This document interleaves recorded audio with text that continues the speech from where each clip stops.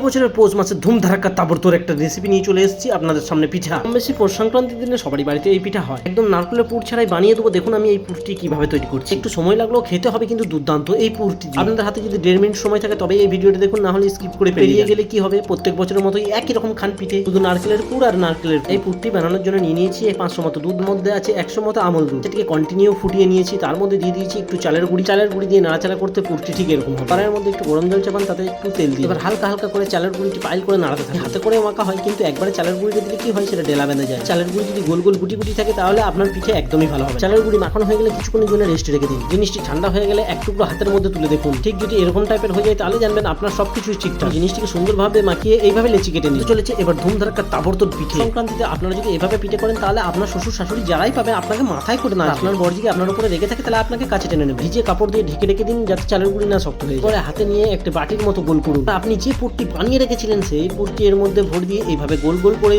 একটি পিঠের শেপ দিয়ে দিন। খরচা বেশি হলো, 1 লিটার দুধ লাগবে এবং লাগবে 250 মতো গুড়, কিন্তু এটা আপনারা নিজেদের মতো করে দিতে পারেন যে যতটা মিষ্টি খাবেন। এর মধ্যে পিঠেগুলো ছেড়ে দিয়ে এবার হালকা হালকা করে নাড়তে থাকুন। স্যার ফ্লেম একদম লো, তারপরে গ্যাসটিকে বন্ধ করে কিছুক্ষণ ঢাকা দিয়ে রেখে দিন। এরপর কেটে দেখুন কত সুন্দর সফট হয়েছে আর সুন্দর হয়েছে। ভিডিওটি ভালো লাগলে লাইক করুন আর চ্যানেলটিকে সাবস্ক্রাইব করে পাশে থাকুন।